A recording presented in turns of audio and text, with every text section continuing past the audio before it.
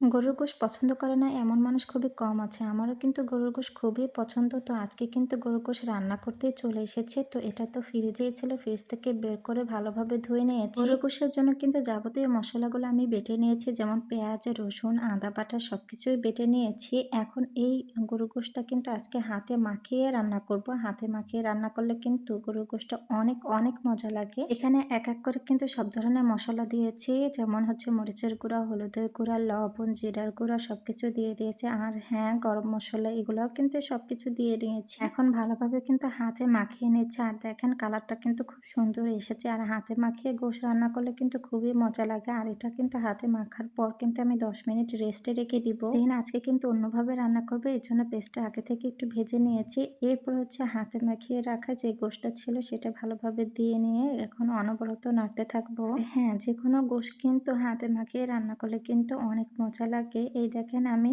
নাড়তে নাড়তে কিন্তু গোশের মধ্য থেকে পানি ছাড়িয়ে দিয়েছি। এরপরে কিন্তু কিছুটা কাঁচামরিচ দিয়ে দিলাম আর হচ্ছে আলু দিয়ে দিলাম। গোশের মধ্যে আলু না দিলে কিন্তু স্বাদটাই আসবে না। গোশের মধ্যে আলু না দিলে কিন্তু ভালোও লাগে না। সেটা গরুর গোশ হোক বা মুরগির গোশ হোক বা খাসির গোশ হোক, আলু কিন্তু দিতেই হবে। এখন আমার কিন্তু গোশটা ভালোভাবে কষানো হয়ে গিয়েছে।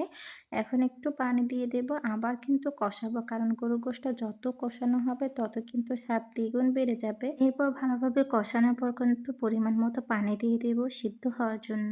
হাতে মাখিয়ে গোশ রান্না করার সময় মায়ের কথা খুবই মনে পড়েছিল। মা কিন্তু এইভাবে গোশটা রান্না করতো। সব প্রকার গোশ, মুরগির গোশ, হাঁসের গোশ সবকিছুই এভাবে হাতে মাখিয়ে রান্না করতো।